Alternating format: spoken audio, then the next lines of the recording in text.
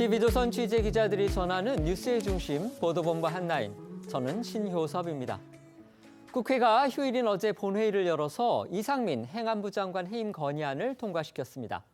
민주당이 국민의힘에 반대를 뿌리치고 다른 야권 의원들과 연합해서 다수 의석의 힘으로 밀어붙인 겁니다. 우리 헌정사상 국무위원 해임 건의안이 통과된 게 모두 8번인데요. 그중 2건이 출범 6개월밖에 안 된 현 정부에서 이루어졌습니다. 지금 여야 관계가 얼마나 파행적이고 또 경색돼 있는지 단적으로 보여주는 예입니다. 법원이 유튜브 매체 더 탐사에 대해서 한동훈 법무장관 주거지에 접근하지 못하도록 금지했고요. 또 친야 방송인 김어준 씨가 연내 하차하겠다고 발표한 소식 먼저 알아본 다음 급격히 얼어붙고 있는 전국 상황으로 이어가겠습니다. 유튜브 채널 더 탐사 대표에게 법원이 한 장관 자택 100m 이내 접근 금지 명령을 내렸습니다.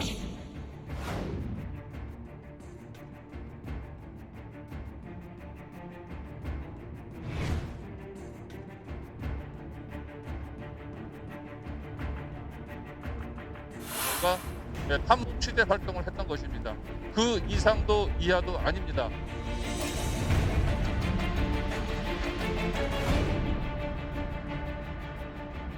이 나라가 미운 사람 약점 잡으려고 밤에 차량으로 반복해서 미행해도 되는 나라에서는 안 된다고 생각합니다.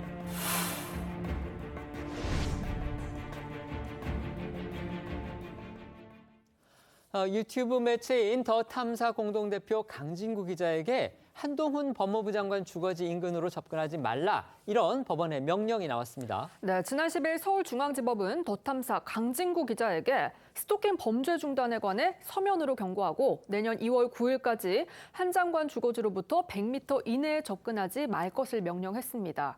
앞서 더 탐사 측은 지난달 27일이었죠. 한동훈 장관이 사는 아파트를 찾아가서 취재를 시도하는 과정을 유튜브로 생중계했는데요. 이들은 아파트 공동 현관을 거쳐 한 장관이 거주하는 층으로 올라가서 현관문 앞에서 한 장관을 부르고 또 택배 박스를 살펴보기도 했습니다. 이에 한 장관은 이들을 공동 주거 침입 혐의로 고발한 바 있습니다. 관련 영상부터 보겠습니다. 저희 정치단체 같고요. 저를 스토킹한 것에서 경찰이 수사 중이고, 그리고 청담동 가짜 뉴스를 퍼뜨린 부분에 대해서 지금 경찰이 수사 중인 것으로 알고 있습니다.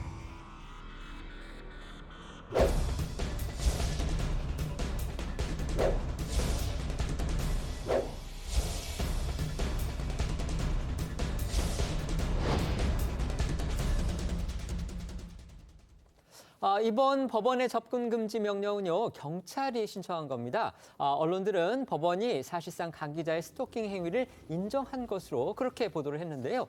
더 탐사 측은 한 장관 자택으로 몰려간 걸 이제 취재라고 주장해왔지만 법원은 사실상 이를 인정하지 않은 겁니다. 그렇습니다. 공동 주거 침입 혐의 등을 수사 중인 경찰이 강진구 기자에 대해 한 장관 주거지 접근 금지 명령을 신청했고, 검사가 관련해 잠정 조치를 청구하면서 법원이 이를 받아들인 결과입니다. 법원은 피해자 주거 출입문 앞에서 유튜브 생중계를 한 행위는 강 기자의 진술 내용과 의도, 피해자와 그 가족의 주거 안정과 평온의 중요성 등을 고려하면 일반적인 관점에서 취재 목적만을 위한 것이 아니라 스토킹 행위로 볼 가능성이 높다는 점도 지적했습니다. 관련해 앞서 강진구 기자 등 더 탐사 관계자들이 자신의 혐의에 대해 강하게 반박한 바 있었는데요. 더 탐사 측에서 나온 목소리도 들어보겠습니다.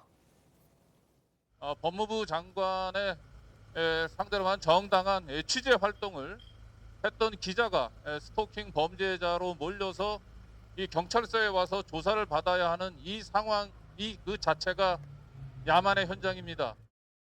한동훈 장관이 퇴근 후에 또 그런 청담동 룸바 같은 데를 다닐 수도 있기 때문에 우리가 확인을 한 거예요. 신체적으로 위협을 가한다든지 전혀 그런 것이 없는데도 도둑이 재발절인 겁니다. 자기가 잘못한 게 많기 때문에 기자가 따라오면 무서운 거예요. 법원은 이처럼 더 탐사 측이 한 장관의 집 앞에서 유튜브 생중계를 진행한 건 스토킹 행위로 볼 가능성이 높다고 지적을 하면서도 강진구 기자가 한 장관의 공무 차량을 3차례 미행한 건 스토킹으로 단정할 수 없다고 봤습니다. 또 한 장관의 운전기사에게 접근하지 못하도록 해달라는 검찰의 청구도 기각하고 통신 장비를 이용한 연락을 금지해달라는 청구도 받아들이지 않았습니다. 그러니까 검찰이 청구한 잠정 조치 가운데서 일부를 받아들인 거군요. 네, 법원은 해당 판단에 대해서 강 기자가 따라다닌 차량이 장관 공무 차량이라는 점과 한동훈 장관이 공직자라는 점, 그리고 청담동 술자리 의혹 사실 여부가 아직 수사 중이라는 점 등을 이유로 꼽았습니다.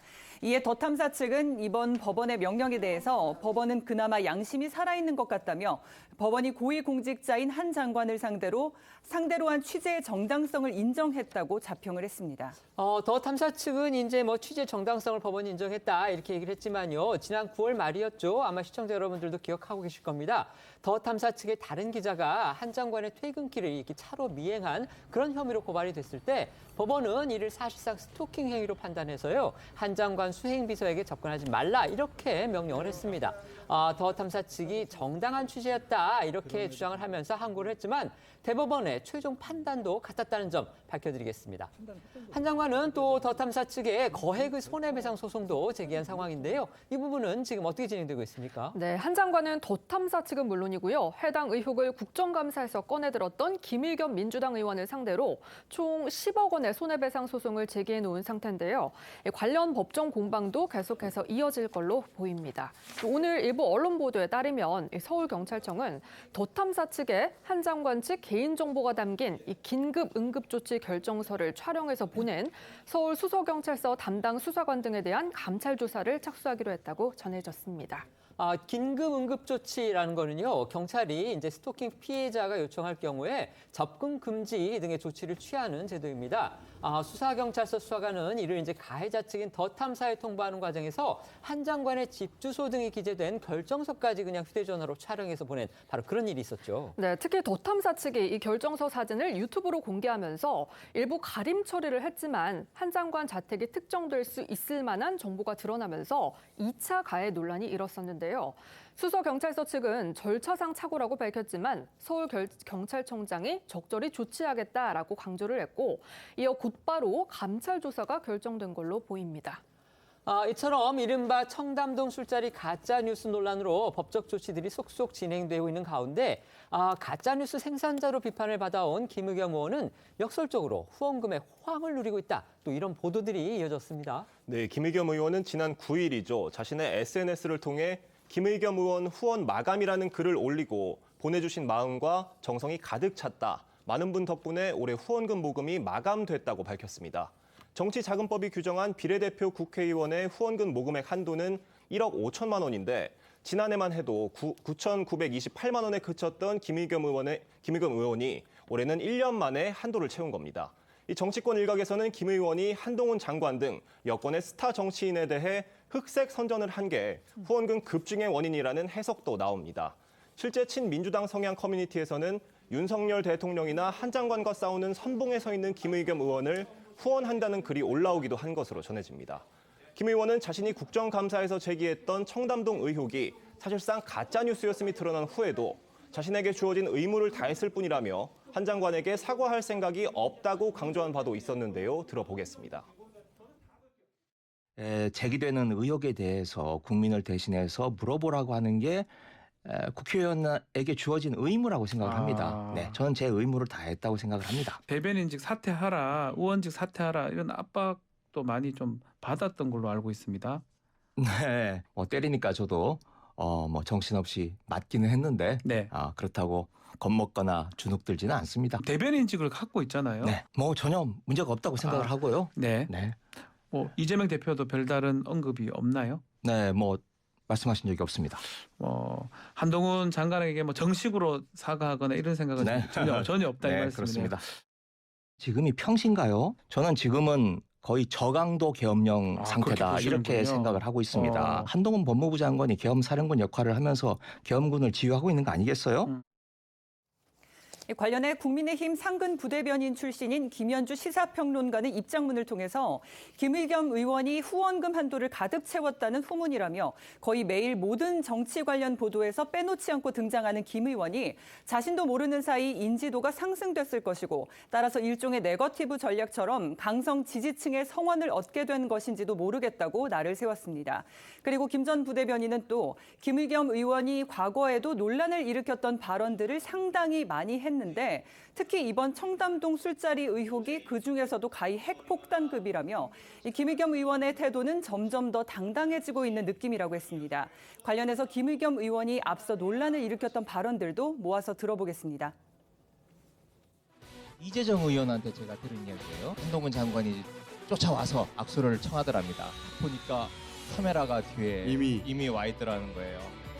북한이 도발 수위를 높여가고 있는데 현재 윤석열 정부에서는 대화 채널이 없어서 대응하는 데 한계가 있는 것 같다. 대사가요. 제가 제보를 받았습니다. 7월 19일 밤인데요. 그날 술자리를 가신 기억이 있으십니까? 책임 있는 말씀 좀 해주시죠. 네? 책임 있는 말씀 해주시죠. 후원금 호황은요, 또 술자리 의혹을 터뜨린 유튜브 매체 더 탐사 측도 마찬가지라고 합니다. 네, 더 탐사는 앞서 전해드린 대로 이 한동훈 장관의 자택 앞에서 유튜브 생중계를 진행하면서 당시 도어록에 손을 대는 장면까지 공개한 바 있었습니다. 또 허위 사실 유포, 명예훼손 등으로 경찰 수사를 받는 장면도 유튜브에 공개를 했었는데요.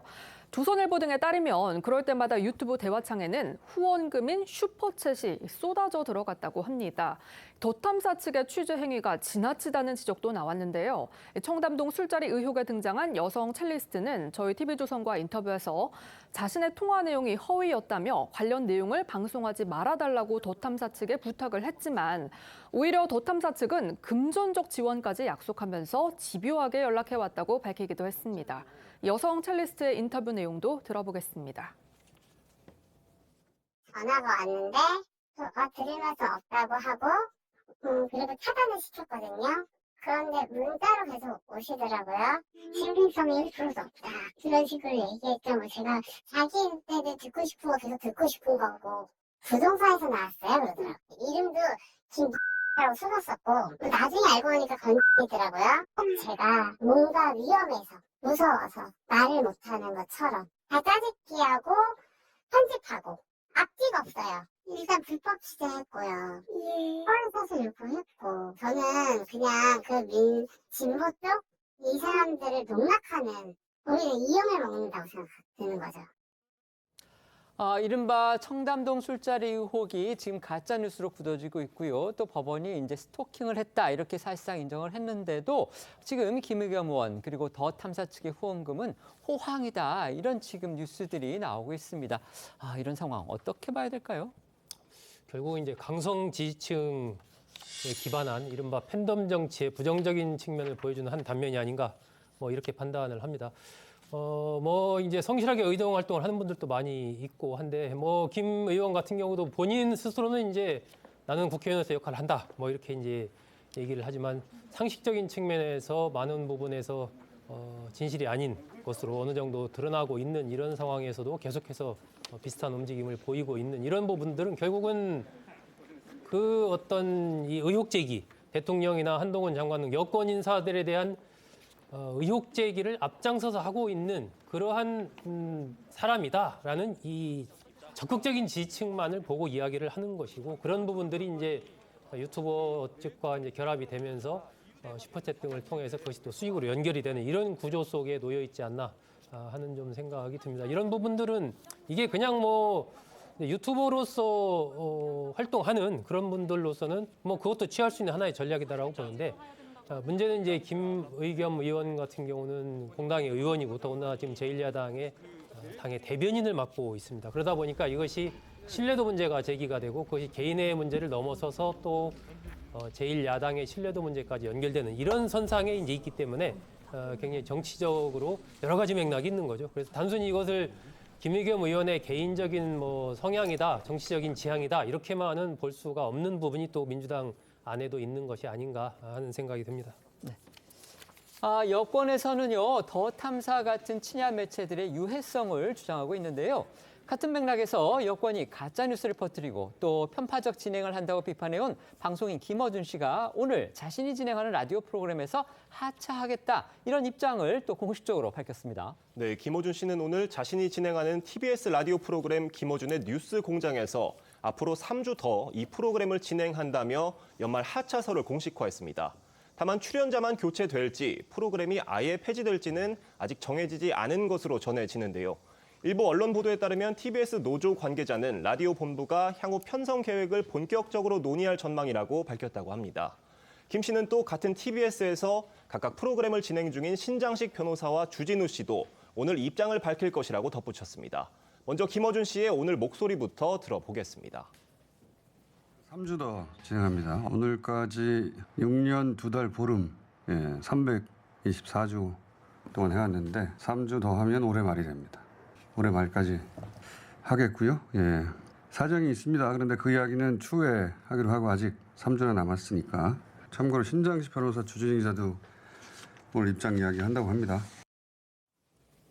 네, 이런 김어준 씨의 하차 배경에는 말씀하신 대로 김 씨의 정치 편향적인 방송 진행 논란과 가짜뉴스 논란 등을 꼽을 수 있습니다. TBS는 지난 2016년 9월 김어준 씨를 영입해 뉴스공장 방송을 시작했고 6년여 동안 해당 방송이 이어지는 과정에서 특정 정당, 특정 계파에 편향됐다는 논란이 끊이지 않았습니다.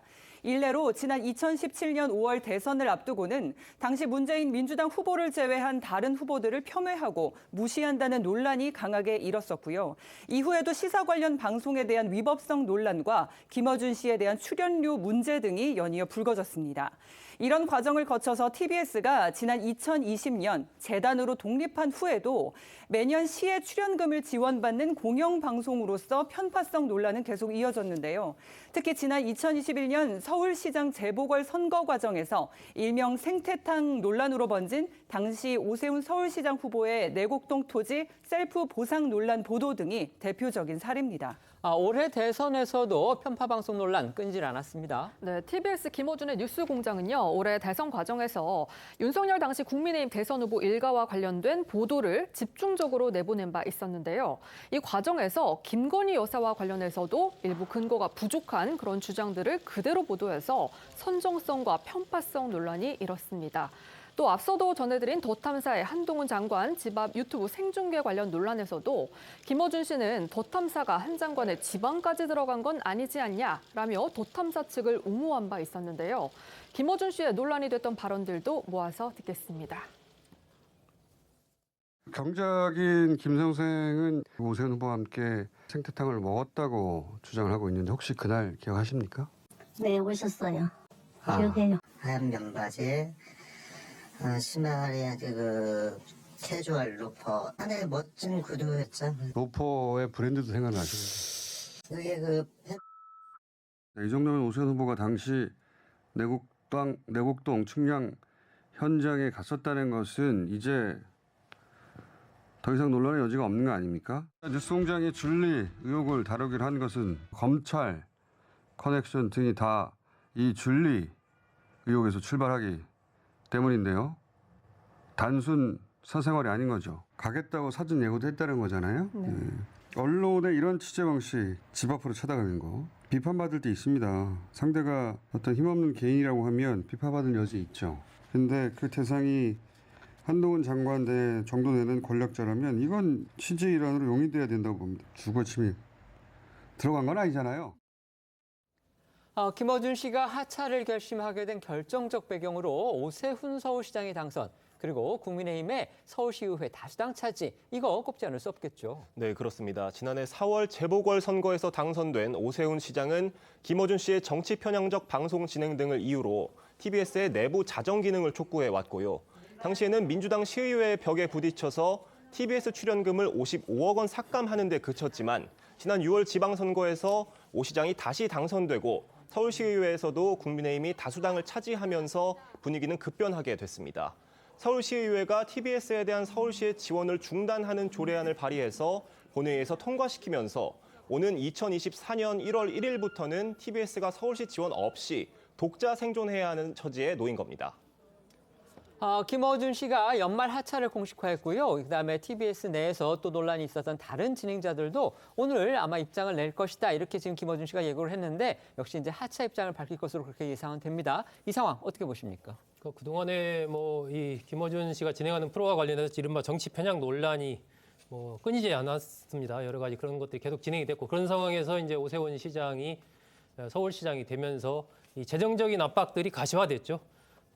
내년만 해도 한 88억 원 정도 예산에서 줄었고 내후년부터는 서울시 예산이 하나도 지원하지 않겠다. 이런 상황이 돼서 2024년부터는 스스로 생존해야 되는 이런 상황이 됐습니다. 현재 TBS 재정의 70% 한 300억 정도가 이제 서울시의 지원을 받아서 운영이 되고 있기 때문에 이게 끊기면 사실상 그 존립 자체가 어려운 상황에 처하게 되는 거죠. 그러면 뭐 옛말에 금강산도 식구경이다, 뭐 목구멍이 포도청이다 이런 얘기 있지 않습니까? 결국 TBS로서는 생존을 위한 여러 가지 모색을 할 수밖에 없는 뭐 그런 상황이 된 거고, 그랬을 때 역시 현 상황을 타개하는 부분에서 김어준 씨라든지 뭐 주진우 씨라든지 등등의 어떤 퇴진은 불가피한 부분이 있지 않나 하는 생각이 들고요. 아마 이후에 좀 자체적인 구조조정이나 이런 것들을 좀 거치고 또 여러 가지 변화들을 좀 가져가면서 다시 서울시의 지원을 좀 다시 좀 만들어내는 쪽으로 이렇게 좀 움직이려고 하는 그런 흐름으로 이어지지 않을까 그렇게 좀 예상이 됩니다. 네. 지금부터 이제 전국 상황 알아볼 텐데요. 어제 휴일이었지만 국회가 본회의를 열어서 이상민 행안부 장관 해임 건의안을 통과시켰습니다. 민주당이 정의당을 비롯한 다른 야권 의원들과 합세해서 강행 처리한 건데요. 이 때문에 연말 전국이 지금 꽁꽁 얼어붙고 있습니다. 준비한 영상부터 보고 오겠습니다.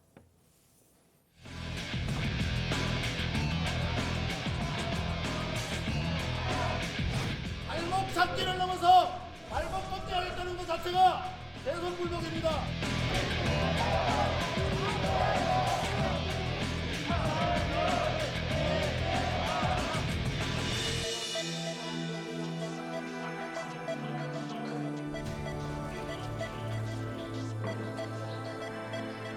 가결되었음을 선포합니다.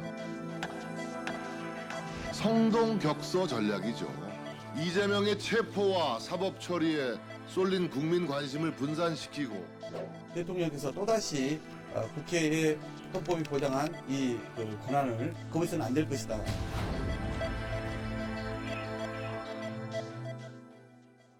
보신 것처럼 원내 일당인 민주당이 이제 국민의힘의 반대를 부딪히고 다수석의 힘으로 이상민 장관 해임안을 밀어붙이면서 지금 여야가 아주 강하게 맞붙었습니다. 네, 민주당이 이태원 참사의 책임을 물어 발의한 이상민 장관 해임안은 이 재석 의원 183명 중 찬성 182명, 무효 1명으로 본회의를 통과했습니다. 국민의힘 의원들이 표결 순간 모두 퇴장해서 재석 의원이 183명뿐이었습니다. 윤석열 정부 들어 박진 외교부 장관에 이은 두 번째 국무위원 해임 건의안 가결인데요. 하지만 영상으로도 보셨듯이 여당이 강력 반발하는 데다 윤 대통령이 박 장관 당시처럼 이 장관 해임 건의 역시 수용하지 않을 가능성이 커서 전국에 적잖은 파장을 몰고 올 것으로 보입니다. 네, 실제 국민의힘 의원들은 이날 이 장관의 해임 건의안에 반대하면서 표결 전 집단 퇴장에 민주당 등 야당 의원들만 표결에 참여를 했습니다. 특히 국민의힘은 야당의 해임 건의안 강행을 두고 이재명 방탄, 또 대선 불복이라고 규정한 뒤 민주당이 또다시 힘자랑을 하고 있다고 항의했습니다. 또 김진표 국회의장을 겨냥해서 사퇴하라고 항의하기도 했는데요. 그런데 민주당은 이태원 참사에 대한 책임을 지라는 국민의 명령이라고 주장을 했습니다. 국민의힘이 사실상 이제 당론으로 표결 불참을 결정을 했는데요. 그런데 이를 따르지 않은 그런 여당 의원도 있었죠. 네, 안철수 의원과 함께 국민의당에서 합류한 권은희 의원이었는데요. 국민의힘 의원들은 해임 건의안 상정에 반발하며 본회의장을 떠났지만 권은희 의원은 자리를 지키고 표결에도 참여했습니다. 국민의힘 내부에서는 권 의원을 당 윤리위 차원에서 징계할 가능성도 나오고 있습니다. 아시다시피 국회의원은 개개인이 헌법기관입니다. 따라서 권 의원의 표결 참여는 이제 불법도 아니고요. 또 당사자로서는 소신행보다 이렇게 주장할 여지도 있는 건 사실입니다.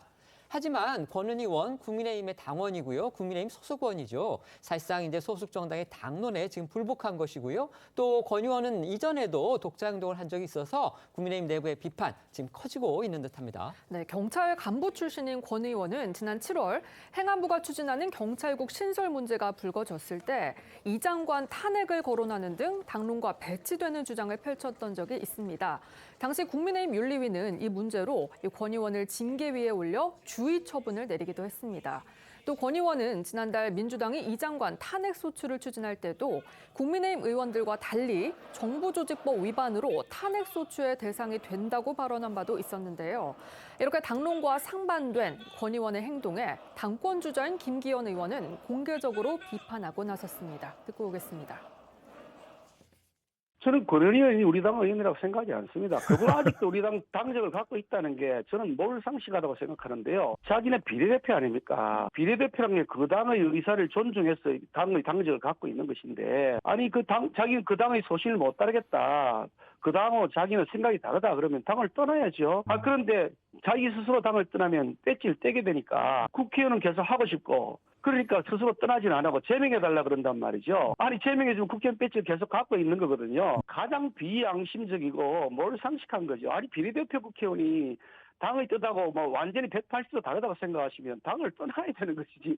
나는 계속 배지 달고 있다 이렇게 달고 싶으니까, 그러니까 제명해달라 이렇게 한다는 게 그게 말이 되겠습니까? 그러면 말씀드린 대로 민주당이 이제 정의당을 비롯해서 다른 야권원들과 합세해서 결국 이제 국민의힘의 표결에 불참한 가운데 이상민 행안부 장관 해임 건의안을 어제 일요일인 어제 국회 본회의에서 통과시켰습니다. 이상민 장관 결국 이제 이태원 참사의 책임을 묻겠다. 이게 민주당의 이제 명분인데요. 반면에 국민의힘은 이건 결국 이재명 대표의 사법 리스크를 갖다 호도하기 위해서 민주당이 정치적으로 지금 이태원 참사를 악용하고 있는 거다. 이렇게 지금 맞받고 있습니다. 이 상황 어떻게 보십니까? 이태원 참사 문제가 점점 이제 정쟁으로 가는 것 같아서 참 안타깝습니다. 이 해임 건의안은 어쨌든 8일 날 이제 발의가 됐으니까 72시간 안에 처리가 되지 않으면은 뭐 그대로 이제 효력이 없어지다 보니까 민주당 쪽에서 급하게 이제 일요일 날 회의를 소집해서 이 문제를 처리를 했는데, 저는 이게 일단 뭐 이상민 장관의 거취 문제와 관련해서는 이제 법적인 책임이 있을 수가 있고, 또 법적인 책임이 아닌 정치적인 책임이 있을 수 있지 않습니까? 저는 이 자리에서도 제가 말씀드린 기억이 나는데, 어쨌든 이태원 참사가 발생한 이후에 이상민 장관의 그 정치적인 책임, 이 부분은 피하기가 어렵다. 그래서 저는 진작에 스스로 거취를 표명하는 것이 좀 낫지 않겠나, 이런 말씀을 드렸는데, 그것이 이제 시간이 지나가면서 약간 타이밍을 놓쳤죠. 놓치고 여야가 국정조사를 하는 걸로 합의를 했습니다. 그렇다면은 그 상황에서 이제 민주당이 이 장관 또 해임 건의안을 또 밀어붙여 통과를 시킨 건데, 그렇다면은 민주당이 그 당시에 국정조사를 합의한 것과 지금 밀어붙인 거, 이게 또 저는 잘 연결이 잘 안 됩니다. 일단 국정조사를 하기로 민주당 쪽에서 방향을 정했으면 그럼 국정조사를 하고 그에 따라서 책임 소재를 묻고, 이것이 이제 논리적인 수순으로는 맞는 거죠. 그래서 민주당 쪽에서도 약간 여러 가지 전략적으로 좀 이렇게 혼돈에 있는 것 아닌가, 혼돈 상황에 있는 것 아닌가 하는 그런 생각이 들어서, 지금 보면 여야가 여러 가지 정치 현안을 처리하는 과정에서 너무 어떤 중심을 잡지 못하고 그냥 어떤 목소리가 나올 때 그거에 따라서 이렇게 왔다 갔다 하는 이 전략적인 큰 축을 잡는 그런 인물이나 그런 시스템이 없는 것 같다 하는 생각이 들고요. 그러다 보니까 이것이 이제 뭐 여러 가지 서로에 대한 정치적인 공방으로만 자꾸 흘러가는 흐름을 보여주고 있는 거죠. 이런 부분들은 결국 이번 참사를 통해서 국민들이 요구했던 것은 다시는 이런 일이 발생하지 않도록 어떤 문제가 정말 있었기에 이렇게 한복판 도심에서 이런 대규모 인원이 참사를 당하는 일이 있었는지, 그런 일이 다시 없도록 좀 국회가 차분하게 그런 대안을 좀 모색해 달라, 이런 거였었는데 점점 최근의 흐름이 서로에 대한 공방으로만 자꾸 가고 있는 것 같아서 이것은 좀 과거의 역사에서 우리가 좀 배우지 못한 것 아닌가 싶어서 다시 좀 여야 지도부가 조금 더 이 본질적인 문제에 좀 집중을 해줬으면 좋겠다. 그리고 그에 따른 책임 부분도 냉혹하게, 냉철하게 좀 가져갔으면 좋겠다 하는 생각이 듭니다. 네. 방금 소 국장님도 말씀하셨듯이 결국 국민의힘이 이태원 참사 초기에 너무 법적인 문제만 얘기를 하고 정치적인 책임에 대해서 돌보지 않았기 때문에 결국 이상민 장관 해임의 시기를 놓쳐서 지금 이런 또 수모를 당하고 있다, 이런 지적이 나오고 있습니다. 하지만 국민의힘은요, 이 장관 해임 건의안이 이재명 대표 사법 처리에 대한 방탄용이다, 이렇게 지금 강하게 반발하고 있죠. 네, 국민의힘에선 이 장관 해임 건의안이 민주당 주도로 국회를 통과하자 이재명 처벌을 저지하기 위한 얄팍한 속임수라고 한 목소리로 반발하고 있습니다. 먼저 정진석 비대위원장은 이 대표의 체포와 사법 처리에 쏠린 국민 관심을 분산시키려는 성동격서라고 했고요. 조영 원내대표는 국정조사 결과가 나오기도 전에 해임을 결의하는 건 이 대표에게 쏠린 관심을 돌리고 방탄하려는 의도라고 했습니다. 오늘 나온 김기현 의원과 윤상현 의원 목소리 듣고 오겠습니다. 일방적으로 날치기 처리한 그 강행 처리에 날치기 한 건데요. 그 자체가 엉터리 해임 건의안인 것이고요. 국정조사를 왜 합니까? 그런데 그 근본 목적은 온데간데 없고 오로지 이태원에 생긴 이 안타까운 참사를 정치적 목적에 악용하기 위해서 계속해서 그냥 이슈 던지기만 합니다. 결국 그러니까 이재명 지키기 위해서 계속해서 이태원 참사를 악용하는 것이라는 평가를 받을 수밖에 없는 거죠. 우리가 이태원 참사 책임 규명, 원인 규명을 위해서 국정조사 합의를 했어요. 국정조사 하기로 돼 있고 이상민 장관이 핵심 증인에 나와서 증언하기로 되어 있는데 해임 건의안을 낸다? 자, 이게 무슨 정치 쇼를 하는 거냐. 해임 건의안을 수용하게 되면 어떻게 됩니까? 야당의 공세에 굴복하는 거 보이죠? 수용 안 하게 하면서 대통령이 오기로 보이게 하는 거. 또 지금 이재명 대표 관련 수사가 있지 않습니까? 이 대표에 대해 쏠리는 어떤 그 국민적인 여론적인 부담을 이렇게 돌리는 목적 아니냐. 반면 민주당에서는 국민의힘이야말로 대통령 고교 후배인 이상민 방탄을 멈추라며 반박하고 있습니다. 목소리 이어서 듣고 오겠습니다. 국민의힘은 오로지 주무장관의 소임을 다하지 못한 대통령의 최측근 이상민 장관 지키기에만 몰두하고 있습니다. 국민의힘이 정권을 잡은 이유가 고작 이상민 방탄입니까? 정부 여당은 국정조사 무력화, 국회 파행, 이상민 방탄을 당장 멈추십시오. 이재명 방탄이다 이렇게 이야기하는데요. 무슨 유치찬란한 이야기입니까? 말도 안 되는 황당무계한 이 이야기에 대해서 저희들이 이렇게 이야기합니다. 이상민 방탄하려고 여당이 역할하고 있는 겁니까? 아까 국민의힘에 대해서 쏟아지는 비판, 우리 소국장님도 말씀을 해주셨지만 사실 민주당도 마찬가지입니다. 이미 이태원 참사가 발생한 지 지금 1개월이 지났는데 그 초기에 물었으면 물었어야 될 정치적 책임을 지금 와서 묻는 것, 더군다나 국정조사를 합의해놓고 지금 와서 장관을 갖다, 국정조사의 대상이죠.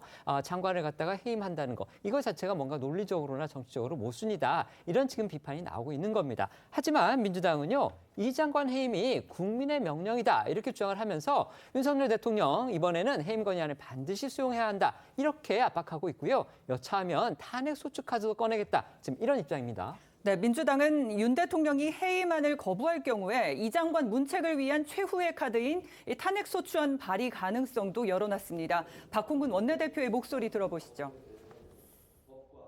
대통령이 진작 파면시켰어야 마땅합니다. 또 유족들은 법대로를 외치는 윤석열 대통령이 이태원 참사는 왜 법대로 하지 않는 것이냐며 해임 건의안을 거부하면 곧바로 탄핵을 요청할 것이라 밝혔습니다. 대통령 후배 장관 한 명 지키겠다고 집권 여당 전체가 국민의 준엄한 명령을 거부하며 모렴치한 몽리를 부리는 모습은 정말 나쁘고 개탄스럽습니다. 윤핵관이 선봉에 나선 국민의힘은 염장을 지른 망발을 이어가며 유가족들을 또 울리고 있습니다. 네, 탄핵 소추안은 해임 건의안과 마찬가지로 재적 의원 3분의 1 이상의 발의와 재적 의원 과반수 찬성으로 의결이 되는데 민주당 단독으로 통과시킬 수가 있습니다. 그럴 경우에 이 장관의 권한은 헌법재판소의 결정이 내려지기 전까지 직무가 정지되는데요. 다만 탄핵의 요건이 엄격해서 탄핵안이 국회 본회의를 통과하더라도 이 헌법재판소에서 탄핵 결정을 내릴지는 미지수입니다. 특히 탄핵 심판에서 검사 역할을 맡게 되는 국회 법사위원장이 국민의힘 김도읍 의원이라서 협조할 가능성이 낮을 뿐더러 위법 사항을 입증할 수 있느냐, 이 역시 논란거리이기 때문입니다. 결국 인사권자는 윤석열 대통령입니다. 대통령실은 이번 해임 건의안에 대해서 별도의 입장을 내지 않을 것으로 그렇게 알려졌습니다. 사실상 정치적 무시 전략으로 비칩니다. 네, 대통령실은 이상민 장관의 해임 건의가 인사혁신처를 통해 공식으로 제출이 돼도 별도로 입장을 밝히지 않겠다는 방침입니다. YTN 등 보도에 따르면 대통령실 고위 관계자는 이 해임 건의안이 대통령실로 넘어오더라도 박진 장관 해임 건의 때와는 다르게 수용 또는 거부 공지를 내지 않은 채 무대응으로 일관할 거라고 말했다고 하는데요.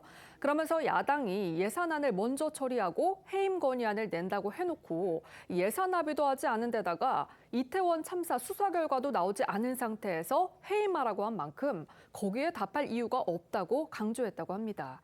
윤석열 대통령도 그동안 이상민 장관 경질과 관련해서 진상조사 후에 결과에 따라 책임을 묻겠다고 강조해 왔었죠. 듣고 오겠습니다.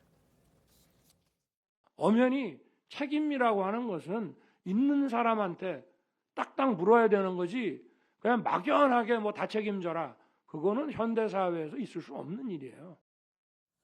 당사자인 이상민 장관 어떤 입장입니까? 네, 이상민 장관도 자신의 해임 건의안 통과에 별다른 입장을 내지 않은 채 업무를 이어가고 있습니다. 오늘 이 장관은 출근길에 취재진들에게 관련 질문들을 받았지만 특별히 드릴 말씀이 없다며 말을 아꼈다고 합니다. 이런 가운데 정치권에 따르면 이 장관은 어제 자신에 대한 국회 해임 건의 후속 대응 방안을 논의하기 위한 고위 당정 협의회에 참석했던 것으로도 알려졌는데요. 이날 회의에서 이 장관은 해임 건의안에 대해 직접 언급하지는 않은 것으로 전해졌지만 일각에서는 해임 건의안 통과 당일 이 장관의 고위 당정 협의회 참석을 놓고 윤 대통령이 해임 건의를 수용하지 않을 것임을 시사하는 장면이라는 해석이 나오고 있습니다. 그런데 민주당의 이번 실력 행사에 대해서는요, 이 야권 안에서도 또 우려 섞인 목소리가 나오고 있다고 합니다. 네, 이상민 장관 해임안 강행은 오히려 여당에게 국정조사 보이콧에 빌미를 줬다며 우려 섞인 목소리가 나온다고 합니다. 중앙일보 등에 따르면은 익명을 원한 민주당 중진 의원은 국정조사를 실시하는 것이 야당으로서는 실익이 훨씬 많은데도 갑자기 지도부가 이 장관 해임안 추진으로 급발진했다며 여당에 국정조사를 거부할 명분만 줬다. 전국을 끌어갈 카드 하나를 날려먹은 셈이라고 지적을 했다고 합니다. 실제로 국민의힘 소속인 국정조사 특위위원들은요, 어제 당 지도부에 특위위원 전원 사퇴 의사를 밝히고 실제 사표까지 냈다고 합니다. 네, 여당 소속 국조특위위원들은 이 장관 해임안 강행 처리에 반발을 하면서 총사퇴 의사를 밝혔습니다. 이 때문에 예산안 처리 후에 진행될 국정조사에 적잖은 파장이 예상되는데요. 여당 국조특위위원인 조은희 의원의 목소리 들어보겠습니다. 저는 참 안타깝습니다. 만일 여야 합의대로 예산안이 먼저 통과됐으면 지금쯤 국정조사가 원활히 진행이 되고 어쩌면 이상민 장관을 불러서 지금 청문하고 있을지도 모르죠. 그런데 민주당이 왜 그럴까? 민주당에게 좀 묻고 싶어요. 대형 참사가 정치적으로 어떻게 보면 흘러가다 보니 이번만은 여야 합의로 이상민 장관까지 국정조사 대상에 넣어서 재발 방지 대책을 마련하자 했는데 합의한 지 하루 만에 이상민 장관 해임안을 들고 나오고 또 이례적으로 지금 정기 국회 회기 내에 예산안이 통과되지 않고 그런 경우는 한 번도 없었어요. 유가족 중심 국정조사가 아니고 이재명 고학이 국정조사로 흘러가는 거면 국정조사 특위에 참여하는 의미가 없다. 그래서 조호영 대표에게 특위 전원 사퇴 의사를 밝혔습니다. 이처럼 여당 소속 이태원 국조특위 위원들이 모두 사의를 표명한 상태고요. 이후 국정조사 전면 보이콧 가능성도 거론이 되고 있지만 여당 지도부는 아직 신중한 분위기입니다. 실제로 주호영 원내대표는 오늘 부산 일정을 소화하고 있는 지도부가 돌아오면 논의할 거라면서 예산안 협상 경과도 함께 고려하겠다고 말했습니다. 하지만 민주당은 공세 수위를 더 높이고 있는데요. 특히 국민의힘이 이태원 참사 국조를 거부하는 건 국민과의 약속을 파기한 거라고 강하게 비판했습니다. 또 여당 소속 특위위원들이 사의를 표명한 걸 두고도 날을 세웠는데요. 목소리 직접 듣고 오겠습니다. 국정조사는 국회의원의 권리가 아니라 국회의원의 의무이자 책임입니다. 유가족들을 외롭게 방치해서는 안 됩니다. 국조위원 사퇴는 어렵사리 합의한 국정조사를 초장부터 무력화하는 시도이자 명백한 국민과의 약속 파기로 절대 용납할 수 없습니다. 국정조사에 임하는 것은 여당의 선택이나 권리가 아니라 국민의 뜻에 따라 충실히 이행해야 할 책무임을 분명히 명심하기 바랍니다. 민주당은 해임 건의안 처리와 국정조사는 별개라는 입장인 만큼 여당이 참여를 거부하면 야 3당만으로 실시한다는 방침인데요. 이에 따라 오늘 오후엔 야당 의원들만 참석한 가운데 비공개 회의를 열어 증인 채택과 향후 일정 등을 논의할 예정이라고 합니다. 이렇게 야당 단독으로 국정조사를 강행하게 된다면 반쪽짜리 활동이 불가피하게 됩니다. 이상민 행안부 장관의 해임 건의안을 민주당이 강행 처리한 거 이것에 반발해서 지금 국민의힘 소속 국정조사, 그러니까 이태원 참사 국정조사 특위 위원들이 사퇴 의사를 밝혔고요. 구체적으로 사표를 당 지도부 원내대표단한테 제출을 했다고 합니다. 하지만 지금 주호영 원내대표를 비롯한 국민의힘 지도부는 국정조사 자체를 갖다가 전면 보이콧할지 이 부분에 대해서는 신중한 입장인 것으로 알려졌고요. 따라서 결국은 이제 국민의힘이 어느 정도 시간이 지나면 국조에 참여할 것이다. 이런 지금 전망도 나오고 있는데 하지만 어쨌든 국조의 그 전망은 아직 불투명한 그런 상황입니다. 국정조사 잘 될까요? 진통이 예상이 되지만 국정조사는 진행될 것이다. 저는 뭐 이렇게 봅니다. 일단 기본적으로 여론의 흐름을 좀 더 살펴보긴 해야 되겠지만 이태원 참사에 대한 국정조사, 뭐 여야 합의했던 부분이고요. 그 이후에 민주당이 지금 이상민 장관 관련된 부분 해임 건의안을 처리하긴 했지만 국민의힘으로서도 이 문제를 전면적으로 보이콧하기에는 굉장히 좀 부담이 큰 사안입니다. 그리고 점점 이제 지금 유족들도 모임을 만들어서 여러 가지 목소리를 높이고 있는 이러한 형국이거든요. 그렇기 때문에 국민의힘에서도 조금 더 적극적으로 이 문제를 임할 수밖에 없는 것이 현실이다. 그래서 이미 뭐 시간이 지금 많이 지나고 15일까지 여야가 예산안 합의 처리를 하고 나서 국정조사를 진행한다면 사실상 한 3주 정도밖에 안 남습니다. 그렇죠. 예, 네. 다시 뭐 좀 기간 연장을 하는 그 협상이 어떻게 될지 모르겠는데 그거에 따라서 조금 변화는 있지만 현재 상황으로 볼 때는 그런 부분이고 해서 국민의힘으로서는 피할 수는 없고 현재 이 상황 속에서 무언가 좀 절충점을 찾는 그 속에서 여론의 흐름을 좀 잘 살펴보지 않을까.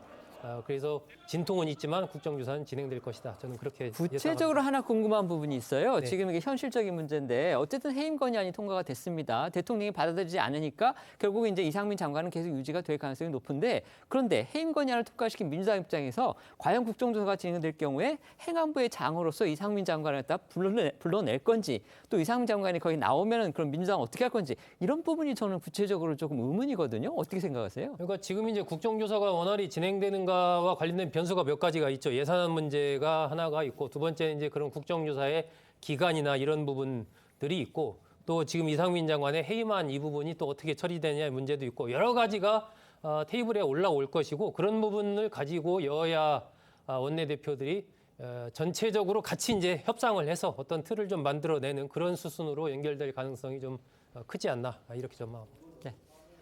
이재명 민주당 대표를 둘러싼 검찰 수사 관련 소식 짚어볼 텐데요. 지난주에 정진상 전 대표실 정무조정실장이 구속 기소되면서 이제 대장동 의혹 수사에서 남은 건 이재명 대표 한 사람이다. 이런 지금 지적이 나오고 있습니다. 네, 한 달 전 이 대표의 선거자금 명목으로 8억 원을 수수한 혐의를 받는 김용 전 민주연구원 부원장이 구속 기소된 데 이어 지난주 금요일 정진상 전 실장이 구속 기소되면서 이재명 대표를 향한 검찰 수사가 정점을 향해 가는 모양새입니다.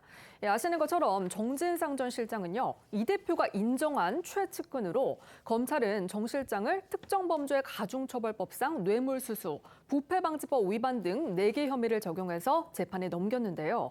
33쪽 분량의 정 전 실장 공소장에서 검찰은 이 대표와의 공모 여부를 적시하진 않았지만 이 대표의 이름을 수차례 언급했고요. 정 전 실장과 이 대표의 관계를 정치적 동지로 규정했습니다. 저희가 방송에서 지난주 금요일까지만 해도 정진상 실장이다 이렇게 해서 저희가 현직을 표시를 했는데 오늘 오전에 민주당에서 정진상 당대표 정무조정실장의 사표를 오늘 어제입니까? 네, 사표를 수리했다. 9일입니다. 죄송합니다. 날짜는 9일이라고 합니다. 그 사표를 수리했다고 공식 발표를 했기 때문에 오늘부터 저희는 정진상 전 실장이다. 이렇게 호칭을 하겠습니다. 검찰 수사의 핵심은 결국 직접이든 간접이든 대장동 일당으로부터 과연 이재명 대표에게 돈이 흘러 들어갔느냐 바로 이걸 겁니다. 이 부분 수사에 진전이 있습니까? 네, 언론 보도들에 따르면 검찰은 이 대표가 대장동 일당으로부터 직접 금품을 받은 정황은 확인하지 못한 것으로 전해졌습니다. 정 전 실장과 김 전 부원장이 계속해서 진술 거부권을 행사하면서 이 대표와의 직접적인 연결고리를 아직 찾지 못했다는 건데요. 하지만 법조계 일각에선 검찰이 이 대표와 정 전 실장을 정치적 동지로 규정한 것에 대해 정치적 공동체나 정치적 동지란 표현이 피의자 신분을 뜻하는 데다 이미 이 대표 계좌 추적 등 수사가 착수됐다는 점에서 사실상 이 대표를 피의자로 입건해서 수사에 나선 상황이란 분석도 나옵니다. 관련해 국민의힘 정진석 비대위원장의 이야기도 들어보겠습니다. 정진상, 김용이 누굽니까? 이재명 대표가 그토록 자랑스러워하는 최측근이에요. 구속 기소됐습니다. 그 다음 차례는 누구인지 많은 국민들은 짐작하고 있습니다. 누구죠? 자, 지방 권력을 이용해서 자신의 대권 전략을 위해서 거대한 부패 저수지를 만든 기획 책임자 누굽니까? 정진상, 김용 다음은 이재명이라는 것은 삼척 동자도 아는 수순입니다. 검찰은 향후 수사와 이 대표 측근들의 재판 과정에서 공모관계와 연관성을 찾는 데 주력할 것으로 보입니다. 특히 이 대표가 측근의 범죄 행위를 알고도 업자들에게 이익을 안기는 방향으로 사업 인허가권을 행사했는지 여부와 정 전 실장이 수수한 자금이 이 대표의 정치 활동에 쓰였는지 등의 수사가 집중될 것으로 보이는데요. 세계일보에 따르면 검찰 측은 이 대표의 연내 소환 가능성에 대해서 조사 대상자나 향후 일정은 구체적으로 말하기 어렵다고 답한 것으로 전해집니다. 이재명 대표가 불체포 특권을 가진 현역 국회의원인 만큼 강제 수사 사실 쉽지는 않은 상황이죠.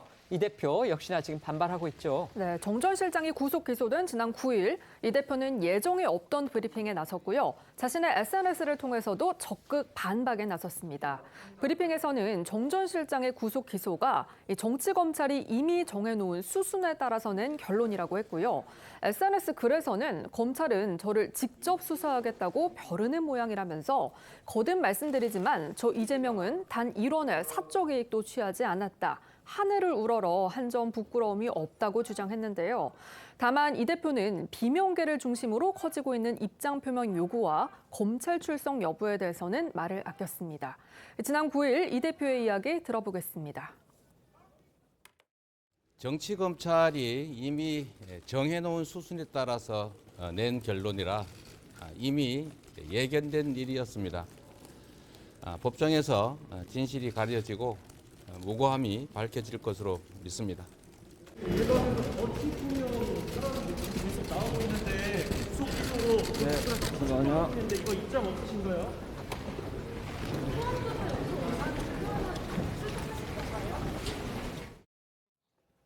정 전 실장 측 역시 검찰의 기소에 수긍할 수 없는 결정이라며 반발하고 나선 상황입니다. 정 전 실장 측 변호인단은 어제 오후 입장문을 내고 검찰이 유동규 전 본부장의 바뀐 진술과 남욱 변호사 등이 다른 사람에게서 전해 들었다는 말을 근거로 기소했다며 수긍할 수 없다는 입장을 밝혔는데요. 특히 구속 기소하면서 추가된 1억 원 수수 혐의에 대해서는 유 전 본부장이 구속 전에는 진술하지 않다가 이제 와서 진술한 것이므로 신빙성이 없다고 주장했고, 공여자인 유 전 본부장 입장에선 공소시효가 지났기 때문에 허위 진술을 해도 아무 부담이 없다는 주장을 펴기도 했습니다.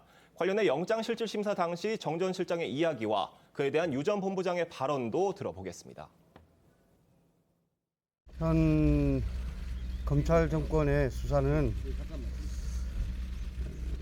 증자살인 3인 성호입니다. 군사정권보다 더한 검찰 정권의 수사는 살아있는 권력에도 향해야 할 것입니다.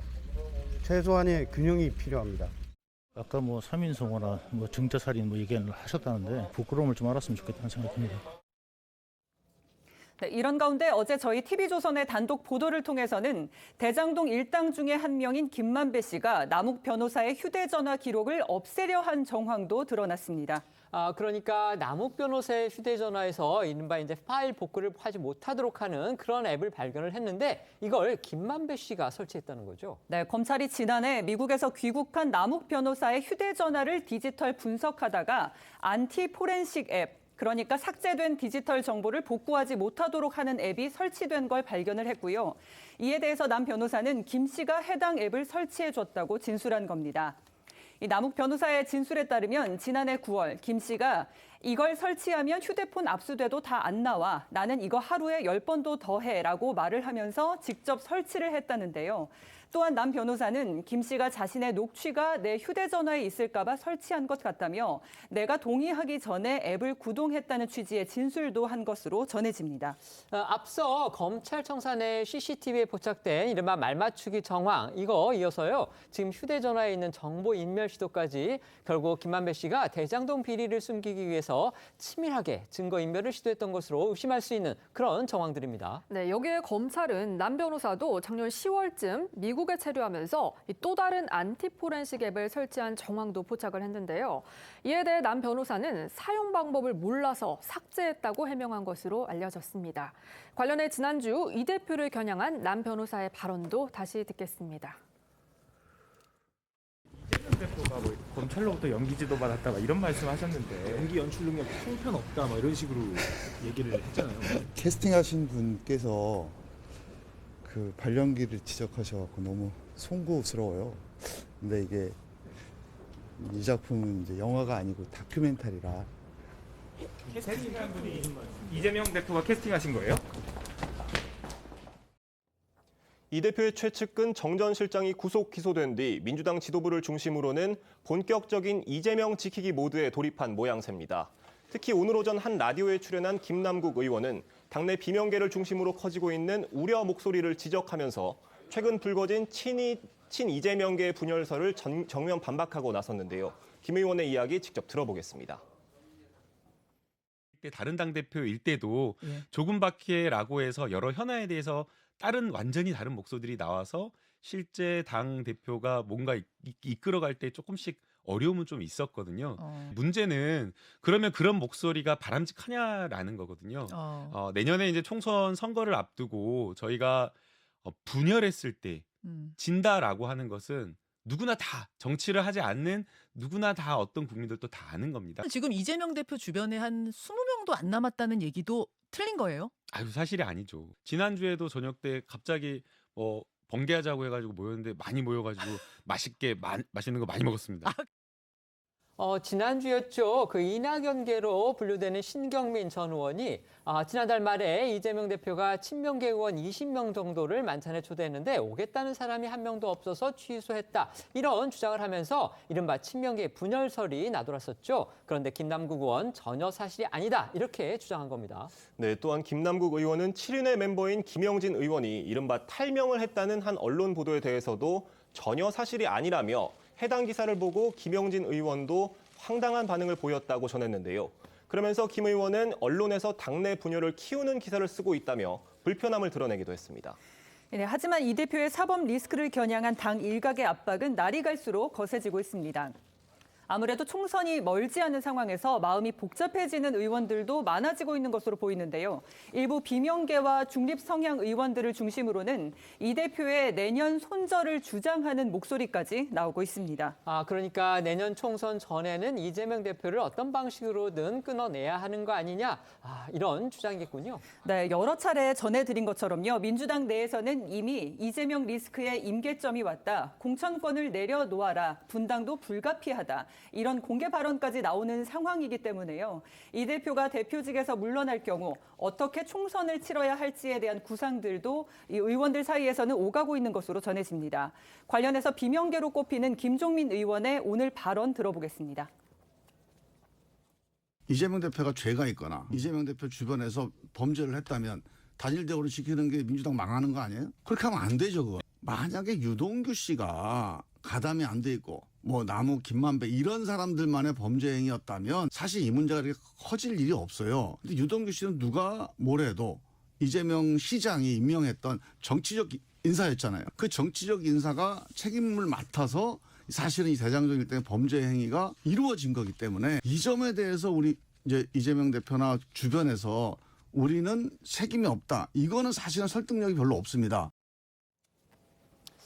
이재명 대표의 최측근인 정진상 전 실장이 구속이 되면서 이제 검찰 수사가 이재명 대표를 향해서 본격화할 거다. 이렇게 지금 전망이 나오고 있습니다.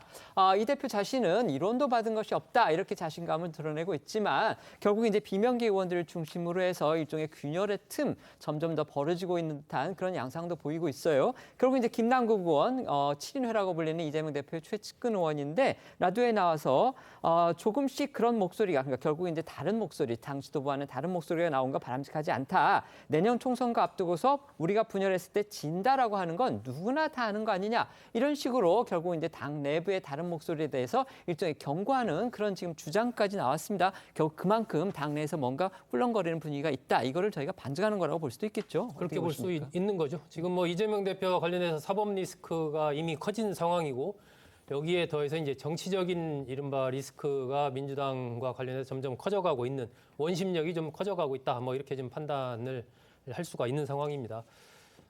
이 부분과 관련해서는 결국 이제 내후년 총선의 공천권 문제가 거기에 결부가 돼 있다. 그리고 또 하나 부분은 이제 개헌 문제죠.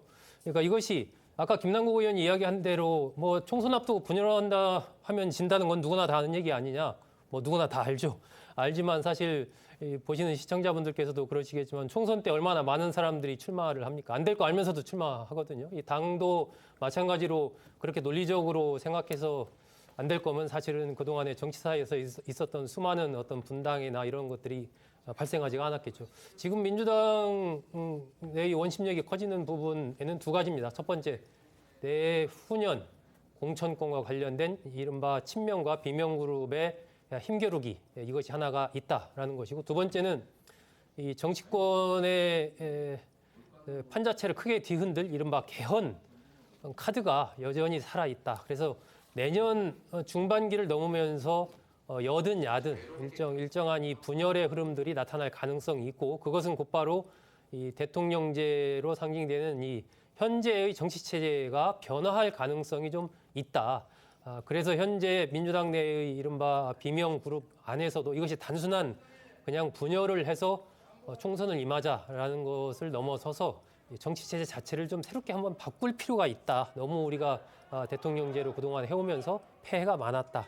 이러한 또 공감대가 있는, 이것은 여야가 공감하는 부분이 좀 있습니다. 이런 흐름들이 내년에 어떻게 펼쳐질지 그거에 따라서 상당히 많은 또 변화가 또 예상이 되기도 합니다. 네. 지금부터는 오늘 하루 놓치면 안 되는 핫한 뉴스를 모아 전해드리는 어쩌다 이런 일이 코너로 이어가겠습니다.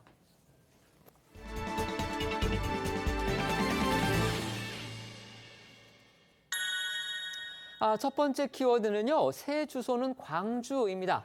이거 어떤 내용일까요? 네, 많은 분들이 궁금해하셨을 것 같은데요. 문 전 대통령이 기르다가 정부에 반환한 풍산개 고미와 송강이 소식입니다. 드디어 고미와 송강이가 새 보금자리를 찾았는데 바로 광주 우치 동물원입니다. 오늘 오전에 우치 동물원에서 공개된 풍산개들은 대체로 건강해 보였고요. 새로운 환경에서도 서로 장난을 치면서 비교적 잘 적응한 모습이었습니다. 시민들도 우치 동물원을 찾아서 풍산개들이 산책하며 노는 모습을 지켜봤는데, 이 과정에서 동물원 측의 실수로 고미와 송강이의 이름표가 바뀌는 해프닝이 벌어지기도 했습니다. 광주에 있는 우치 동물원, 진작부터 고미와 송강이가 갈 곳으로 그렇게 이제 점쳐졌던 곳이기는 한데요. 우치 동물원에는 그 고미와 송강이의 이제 새끼견이죠, 별이가 있는 곳으로 알려졌습니다. 맞습니다. 이 고미와 송강이 사이에서 2018년 11월 새끼 6마리가 태어났고요. 우치 동물원은 암컷 새끼 별이를 분양받아서 관리하고 있었는데요. 아쉽게도 고미와 송강이는 별이와 당분간은 만나기 어려울 걸로 보입니다. 우치공원 관리사무소 관계자에 따르면 풍산개인 고미가 자식인 별이를 따로 알아볼 수 없을 걸로 보고 합사 시도를 하지 않을 방침이라고 밝혔는데요. 이 수컷인 송강이도 중성화 수술이 돼 있지 않기 때문에 이 세 마리를 한 공간에 만나게 할 경우 위험한 상황이 벌어질 수도 있을 거란 판단도 있었던 걸로 알려졌습니다. 이 동물원 측은 고미와 송강이를 실내에서 사육하면서 적응 상황을 살펴볼 예정인데요. 이 적응이 어느 정도 마무리되면 추후에 서로 만나는 시간을 가질 수 있도록 할 계획이라고 합니다. 문재인 전 대통령은요, 이 고미와 송강이 말고도 풍산개를 키우고 있었다고 하는데요. 그 풍산개 중 한 마리가 세상을 떠났다, 이런 소식이 또 전해졌습니다. 네, 그렇습니다. 지난 10일 문 전 대통령은 자신의 SNS를 통해 반려견인 풍산개 마루가 저 세상으로 떠났다고 밝혔는데요. 아침 산책 중 숨을 거뒀다고 알리면서 마루를 화장해서 사저 마당 나무 사이에 수목장했다고 전했습니다. 또 문 전 대통령은 마루에게 고맙고 고맙다면서 다음 생이 있다면 더 좋은 인연, 더 좋은 관계로 꼭 다시 만나자고 작별 인사를 고했습니다. 지난번 저희 방송에서 문재인 전 대통령 그리고 반려견 마루의 사파가 담긴 달력이 펀딩 형식으로 제작 중이다, 이런 소식 저희가 전해드렸었는데요. 당초 달력 제작의 주요 목적이 이제 유기견 단체 지원이었다, 이렇게 저희가 전해드렸었는데 그 지원 계획 문구가 삭제됐다고 합니다. 그렇습니다. 이 펀딩 소개 글에는 유기견 단체 기부 계획을 강조한 글이 담겨 있었는데요. 수익금 일부는 유기견 보호 단체 2곳에 기부될 예정이라는 내용이 있었습니다. 그런데 펀딩 시작 하루 만에 삭제가 된 겁니다. 대신 펀딩 첫날 기재한 기부 계획은 규정 위반으로 삭제 조치됐음을 알린다, 이런 문구로 바뀌어 있었는데요. 실제 이 펀딩 플랫폼은 다른 곳에 후원금을 기부하기 위한 목적으로 모금하는 그런 프로젝트는 개설할 수 없다고 합니다. 중앙일보에 따르면 프로젝트를 진행 중인 회사가 이 규정을 제대로 확인하지 못한 채 처음 소개글을 올렸다면서 지난 9일 펀딩 플랫폼에서 연락이 와서 삭제하게 됐다고 해명한 걸로 알려졌습니다. 이번 펀딩 작업에 결국 문재인 대통령의 이제 딸이 직접적으로 관여했다 이런 소식도 저희가 전해드렸었는데 이 달력 인기가 상당하다고 합니다. 모금액이 당초 목표액의 4,600% 그러니까 46배라고 볼 수 있겠죠. 이거를 넘었다고 합니다. 네, 맞습니다. 펀딩 목표 금액인 200만 원은 첫날에 이미 달성을 했고요. 오늘 오전 기준 모인 금액이 9천만 원이 넘어서 4,600%의 달성률을 보이고 있습니다. 이런 가운데 일부 이재명 대표의 지지자들이 해당 달력 불매 운동을 벌이고 있는 것으로 알려져 눈길을 끕니다. 해당 달력의 사파가로 알려진 일러스트레이터가 이낙연 전 국무총리의 지지자로 알려졌기 때문인데요. 이 대표의 팬카페에는 문 전 대통령 달력 취소하자 같은 글이 올라왔고 달력 판 돈으로 또 이재명 대표와 김혜경 여사 악마화와 조롱했을 것이라거나 문프 지지했는데 별로 잊혀지고 싶지 않은 것 같다 등의 반응을 보이고 있는 것으로 알려졌습니다.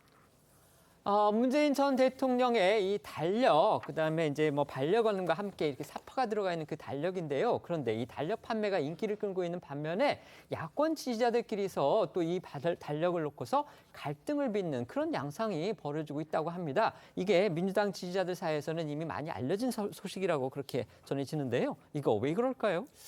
참 여야 간에도 이런 이제 갈등이 과거보다 훨씬 더 커진 그런 흐름인데 또 같은 야당 안에서도 그렇습니다. 이런 것들이 결국 아까도 제가 말씀드린 이른바 진영 논리 그리고 팬덤 정치의 어떤 부정적인 측면을 그대로 보여주고 있지 않나 싶고요.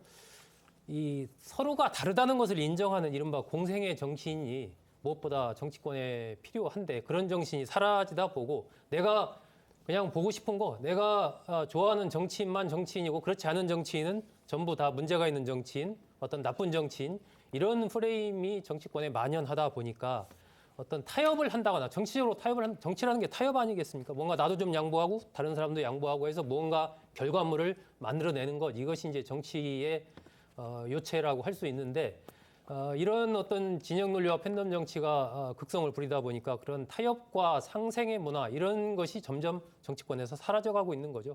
지금 말씀하신 이 민주당 안에서 이낙연 전 대표를 지지했던 사람이 사파를 그렸기 때문에 우리가 사면 안 된다라고 이렇게 불매운동을 하고 이러한 저는 일부라고 정말 생각을 하고 일부 여야 된다라고 생각을 하는데 이러한 문화가 정치권에 발붙여서는 안 되겠다 하는 생각을 하고 다음번 2024년 총선에는 정말 우리 유권자분들께서 후보들을 냉철하게 판단을 하셔가지고 좀 이런 어떤 극단의 정치로 가는 정치인들보다는 조금 더 타협과 화합, 상생의 흐름을 가져가는 그런 정치인들을 좀 많이 국회로 보내주셔야 정치 문화에 좀 변화가 있지 않을까 하는 그런 생각을 갖습니다. 네, 방금 소옥자님 말씀처럼 이 반대하는 사람들은 정말 그 이른바 그러니까 극성 지지자라고 그럴까요? 그런 분들 일부라는 거 저희가 말씀을 드리겠습니다.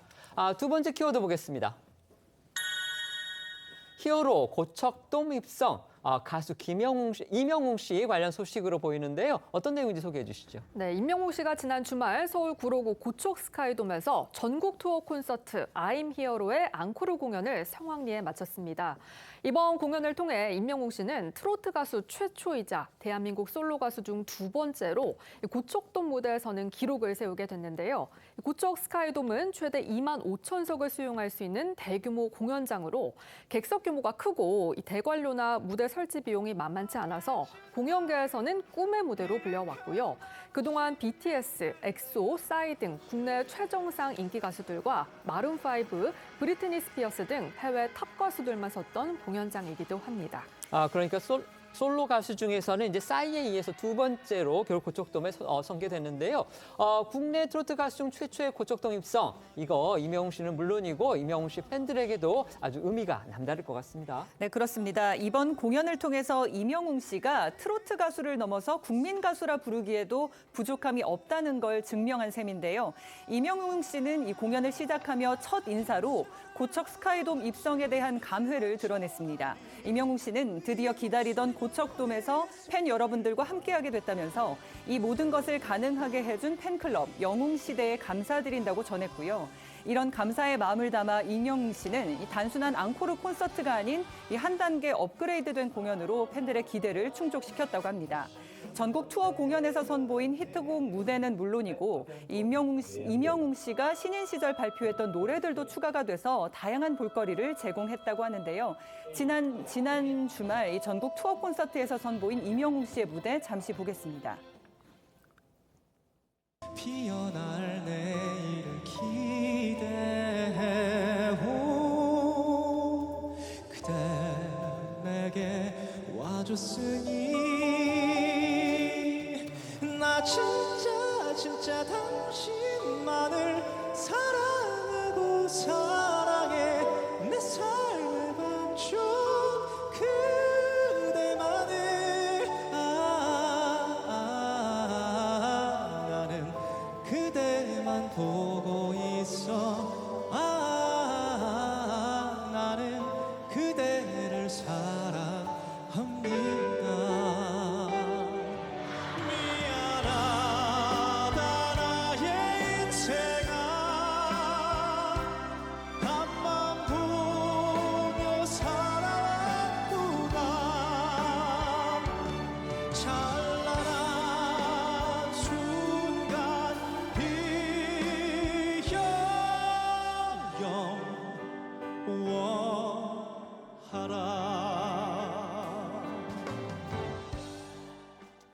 지금 보여드렸던 임영웅 씨의 그 콘서트 장면은요, 고척돔 콘서트 내용은 아니고요. 지난번에 저희 TV조선에서 방영했던 I'm Here로 임영웅 101 다큐멘터리 거기에서 거기에 포함돼 있던 임영웅 씨의 전국 콘서트 장면 중에서 일부였습니다.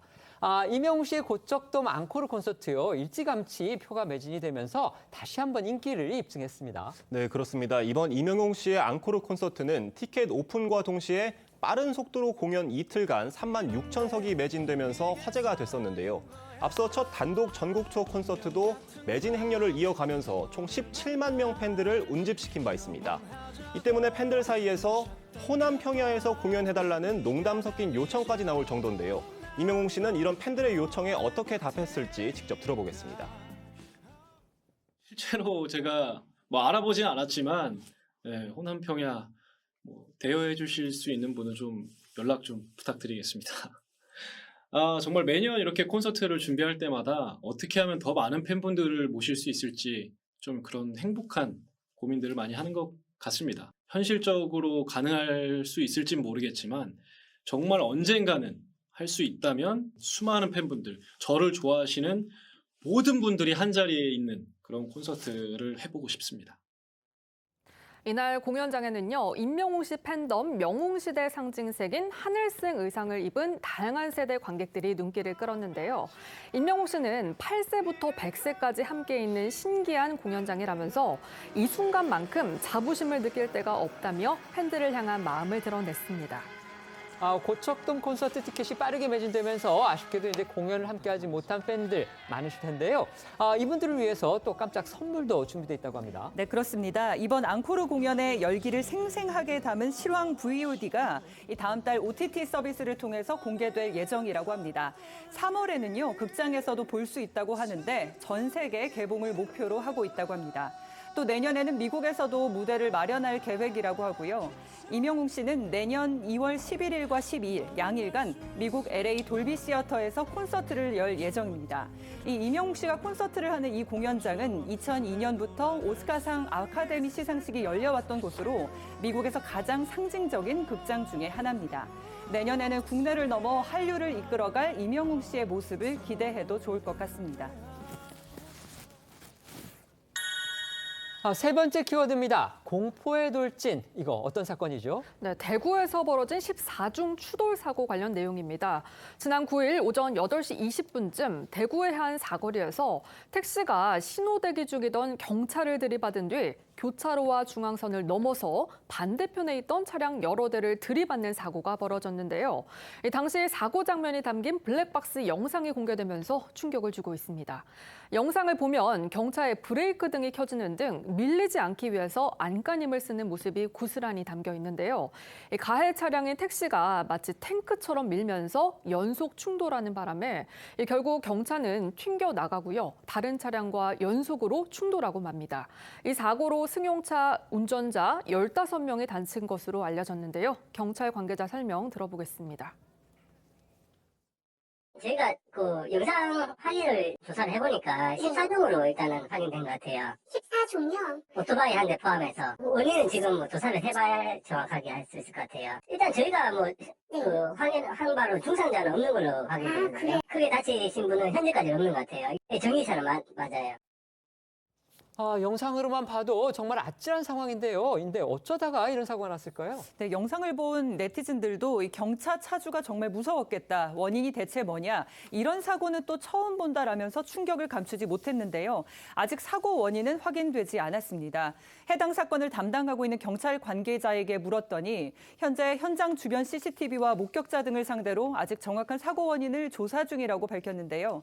다만 가해 차량인 택시기사가 음주 상태였던 것은 아닌 것으로 알려졌습니다. 택시가 전기차인 것으로 알려지면서 운전자의 조작 실수든 차량 결함이든 이런 돌진 사고에서 전기차의 피해가 더 클 수 있다는 전문가의 지적도 나오고 있습니다. 전기차가 정지 상태에서 발진하는 출력이 강하기 때문에 추돌했을 때 더 강하게 부딪힐 수 있고 밀고 나가는 힘이 셀 수 있다는 겁니다.